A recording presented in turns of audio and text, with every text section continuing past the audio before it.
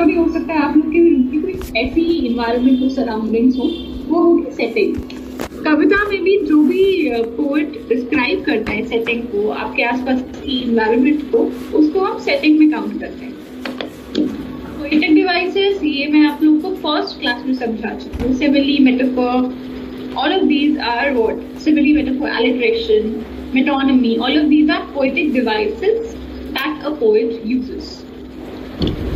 Main theme, अच्छा अब तक जितने भी हमने पढ़े, tone, imagery, rhyme, setting, poetic devices, इन सब में हम लोग को दो चीजें करनी है।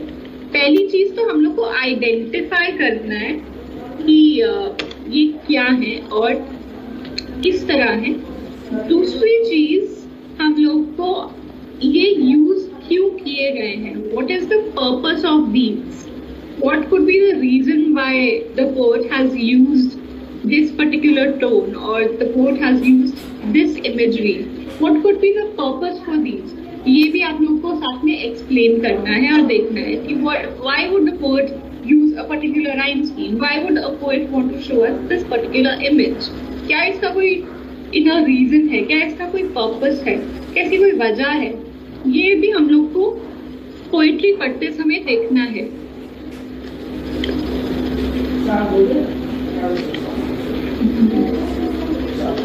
अगला है मेन थीम।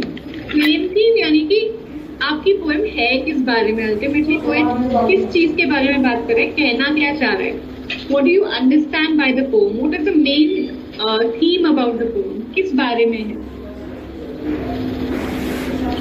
आप लोग को शायद स्लाइड्स फिर से देखने में दिक्कत आ रही है। कल मैंने क्या किया था, एक चीज तो अपना कैमरा स्विच ऑफ किया था, तो I think that help. The other thing that help was I stop sharing and then I reshared. So I'll do that. Please let me know if अब आप लोग को स्लाइड्स दिख रहे हैं। Okay, Meenakshi, go ahead. I'm Dr. Verma. Slide is okay now. Earlier slide was first pan में था, fixed था आपका, ठीक है? Now it is okay. I will change the auto slide run नहीं होगा when you are in the single mode. So what you have to do, you have to look into the pages and you have to change the pages. Oh, go ahead. Thank you. Alright, thank you so much. अभी मुझे समझ आ गया कि क्यों slide नहीं change हो रहा था, तो अभी I will be able to change the slide. Now main theme I talked about कि पोएट है किस बारे में, अल्टीमेटली कहना क्या चाह रही है ये पोएम, वो उसका मेन थीम हुआ। अब interpretation is very easy. Interpretation सब कुछ आप पे डिपेंड करता है, आप क्या समझते हो इस पोएम से। मेन थीम तो आपका हो गया कि पोएम क्या कहना चाह रही है, what is the poem about. Interpretation is how do you interpret it, how do you understand, poet ने क्या कहा है, पोएम ने क्या कहा है, आपको क्या समझ आया उससे, आपने उससे क्या सीख ली, आप पे वो कैसे रिलेट होती है। That will be your interpretation of the poetry. अब हम लोग एक पर्टिकुलर एग्जाम्पल लेते हैं जो कि आप ही के रिकमेंडेड रीडिंग्स में से है। ये एग्जाम्पल है केज बर्ड करके आपकी एक कविता है बाय माया एंजेलू। सो अभी तो जब मैं पढ़ा रही हूँ, जब मैं समझा रही हूँ, जब आप सुन रहे हो, समझ रहे हो, I can tell you who Maya Angelou is, I can tell you what the poem is about. Exam में क्या होगा, माया एंजेलू आए ना आए हमें नहीं पता, केज बर्ड नहीं आएगी, हो सकता है उसी की कोई कविता आए, हो सकता है किसी और की आए। तो अभी जो मैं एनालिसिस कर रही हूँ वो आपको खुद से करना पड़ेगा, खुद से करना सीखना भी पड़ेगा। तो अब वो कैसे करेंगे, वन इज नोटिस करो कि मैं ये एनालिसिस कैसे कर रही हूँ, rather than focusing on the analysis जो अभी मैं करूँगी। What you need to do is you need to focus कि मैं कैसे कर रही हूँ, किस तरीके से मैं कविता में आगे बढ़ रही हूँ, क्या मुझे समझ आ रहा है, क्या मैं अपने राइटर का समझ रही हूँ, ये सब आपको फिगर आउट करना है एग्जाम में खुद से। तो अभी वो करना हम लोग सीखेंगे rather than just focusing on cage bird में क्या है। Let's begin. A free bird leaps on the back of the wind and floats downstream till the current and dares to claim the sky. दोबारा पढ़ती हूँ एक एक line. A free bird leaps, एक bird है वो फ्री है, वो लीप कर रही है। लीप मतलब लंबी लंबी छलांगे लेना। A free bird leaps on the back of the wind. किसके ऊपर, किस पे छलांगे ले रही है? वो हवा में छलांगे ले रही है। And floats downstream. फ्लोट करना मतलब बहना, डाउनस्ट्रीम मतलब नीचे की तरफ बहना। डाउन मतलब नीचे, स्ट्रीम मतलब कोई स्ट्रीम बह रही हो जैसे। Till the current ends and dips his wings. अब ये जो बर्ड है क्या करता है? This bird is leaping and floating in the wind. And current क्या है? ये current पानी का नहीं है, wind का current है। ये जितना wind जहाँ ऐसे हवा लेके जा रही है, ये bird वहाँ जा रहा है। And dips his wings in the orange sun rays. और ये क्या करता है? सन की जो ऑरेंज रेज हैं, सन की रेज रेड होती है, ऑरेंज होती है, येलो होती है, यही सब हम लोग देखते हैं। उनमें ये अपने विंग्स डिप करता है। इट्स लाइक जो इमेज हमारे दिमाग में आ रही है, मान लो कोई रे है ऑरेंज सन की और एक बर्ड है, उसका जो विंग है, जैसे कि इंक में हम लोग पेन डिप करते हैं ना, उस तरीके से उसका जो विंग है वो सन की रे में डिप हो गया है। And dares to claim the sky.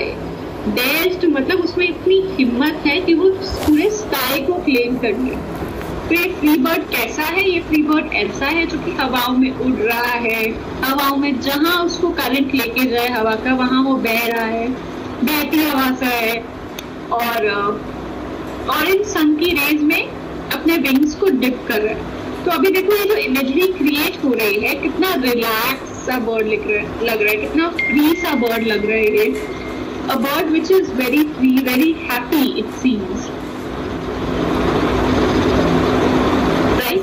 ये उस तरीके का कुछ हम लोग को बर्ड लग रहा है जो कि खुश लग रहा है, क्योंकि उसके पास मूवमेंट का पूरा रेंज है, वो कहीं भी जा सकता है, कहीं भी जहां उसको हवा लेके जा रही है ये बर्ड वहां जा रहा है। इसी तरह आगे है, but a bird that stalks down his narrow cage can seldom see through his bars of rage. His wings are clipped and his feet are tied, so he opens his throat to sing. एक और बार पढ़ूंगी अब धीरे धीरे। But a bird that stalks down his narrow cage. ये तो हो गई थी फ्री बर्ड की बात। अब उस बर्ड की बात करते हैं जो कि फ्री नहीं है, जो केज्ड है, जिसपे ये कविता लिखी है। There is a bird जो कि अपनी छोटी सी पिंजरे में, नैरो से केज में नीचे की तरफ देख रहा है। याद करो कि जो हमारा फ्री बर्ड है वो कहाँ था? वो भी नीचे की तरफ आराम से फ्लोट हो रहा था। ये जो बर्ड है ये सिर्फ नीचे की तरफ देख सकता है, इसके पास फ्लोट करने का, हवाओं में बहने का ऑप्शन नहीं है। और नीचे की तरफ देखने में भी can seldom see through his bars of rage. जो बार्स लगी हैं, बार्स मतलब जो सलाखें हैं, उनमें से वो बेचारा ठीक से देख भी नहीं सकता है। His wings are clipped and his feet are tied. इसके जो विंग्स हैं मानो कैंची की तरह काट दिए हैं। क्लिप करना मतलब काट देना, कैंची से काट देना या फिर बांध देना। His wings are clipped and his feet are tied. इसके पैर भी बंधे हुए हैं, इसके हाथ भी बंधे हुए हैं, कटे हुए हैं। So he opens his throat to sing. अब जब हाथ भी इसके नहीं चल रहे हैं, पैर भी इसके नहीं चल रहे हैं, ये उड़ भी नहीं सकता, तो ये करे क्या? ये अपना मुंह खोलता है, कुछ गाने लगता है, कुछ गुनगुनाने लगता है। The caged bird sings with a fearful trill. Trill मतलब बर्ड की आवाज है, एक श्रिल सी आवाज है बर्ड की। The caged bird sings with a fearful trill of things unknown but longed for still, and his tune is heard on the distant hill, for the caged bird sings of freedom. अच्छा, the caged bird sings, ये तो हमें पता है कि पहले वाली stanza में ही हमको पता चल गया था कि ये जो बर्ड है, जो सलाखों में है, ये गा रहा है। बट ये कैसे गाता है? एक फियरफुल आवाज में गाता है, ये डर में गाता है, इसको डर लगता है। लेकिन जो हमारी फ्री बर्ड था वो डर से नहीं गाता था, वो खुश होता था, क्योंकि उसके पास वो कहीं भी जा सकता है, वो कहीं भी हवाओं में रह सकता है, कहीं भी रह सकता है। केज बर्ड के पास ये ऑप्शन नहीं है, उसके पास सिर्फ उसकी नैरो सलाखें जो है, नैरो पिंजरा जो है उसका, नैरो केज है, सिर्फ वही है। ऑफ थिंग्स अननोन, अब वो किस बारे में गाता है? अब उसके पास तो कुछ गाने को है नहीं, क्योंकि उसने तो पिंजरे के बाहर की दुनिया देखी नहीं, तो वो क्या गाता है? Of things unknown but long for still, वो उन चीजों के बारे में गाता है जो उसको नहीं पता लेकिन जिनकी उसे बहुत चाहत है। अब ये जो केज बर्ड है, कभी पिंजरे से बाहर नहीं गया, इसने क्या देखी फ्री बर्ड की दुनिया? इसने नहीं देखा पेड़ पौधे, इसने सन की रेज में, ऑरेंज रेज में कभी अपने विंग नहीं डिप किए, उससे की लाइफ उसकी नहीं रही। बट दिस केज बर्ड ही लॉन्ग्स फॉर दैट लाइफ, वो उस लाइफ को बहुत चाहता है कि कहीं से उसको वो लाइफ मिल सके। And his tune is heard on the distant hill, और इसकी ये जो ट्यून है, ये जो गाना वो गाता है, ये दूर दूर तक सुनाई देती है। बहुत दूर कहीं हिल है, पहाड़ है, वहां तक उसकी ये ट्यून सुनाई देती है। ऐसा क्यों? क्योंकि ये जो केज बर्ड है ये फ्रीडम के बारे में गा रहा है। ये फ्रीडम कैसी होती है, बाहर पिंजरे से बाहर की दुनिया कैसी होती है, ये उसके बारे में गा रहा है। Freebird thinks of another breeze, and the trade winds soft through the sighing trees, and the fat worms waiting on a dawn bright lawn, and he names the sky his own. अब फिर से हम freebird की बात कर रहे हैं। The freebird thinks of another breeze. फ्रीबर्ड अभी वैसे ही हवा में झूल रहा है और अभी ही दूसरे किसी ब्रीज के बारे में भी सोचने लगे। उसके पास इतना लीजर भी है, उसके पास इतनी अपॉर्चुनिटी भी है कि वो दूसरी ब्रीज, दूसरी तरह की हवाओं के बारे में भी सोच सके और वहां जा सके। And the trade winds soft through the saying trees, ये जो विंड्स हैं जो चल रही हैं, जो हवाएं चल रही हैं, बहुत ही सॉफ्टली हमारे ट्रीज के आसपास से गुजर रही है। और साइंग ट्रीज, ये जो एक्सप्रेशन है, सबसे पहली बात तो आप लोग का टेस्ट है यहाँ पे, आप मुझे बताओ ये कौन सा लिटरेरी डिवाइस है, कौन सा फिगर ऑफ स्पीच है? Saying trees. I give you a second. SIGHING, saying, TREES, trees, saying trees. Okay, this is personification, क्योंकि यहाँ पे ट्रीज को पर्सोनिफाई किया है किसने? ह्यूमंस में। साइज कौन लेते हैं? Humans. Human sigh, trees don't साइ।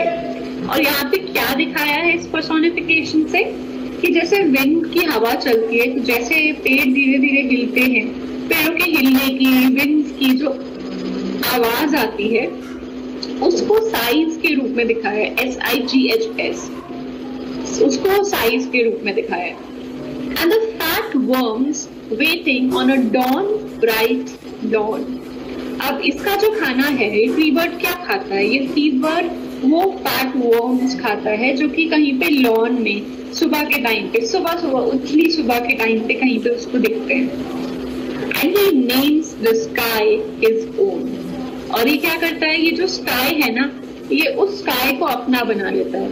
ये उस स्काई का एक तरीके से राजा है, क्योंकि ये कहीं भी उस स्काई में उड़ सकता है, कहीं भी जा सकता है। But a caged bird stands on the grave of dreams. His shadow shouts on a nightmare's dream. His wings are clipped and his feet are tied. So he opens his throat to sing. अब वापस हम लोग cage bird के बारे में बात करेंगे। Cage bird के आगे जब भी हम केज बर्ड की बात करते हैं, बट ये आ जाता है, बीटी बट।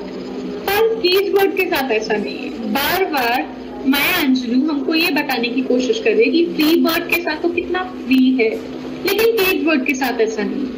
इसलिए हर बार the use of the repetition of the word but a cage bird this, but a cage bird that, right? But a cage bird stands on the grave of dreams.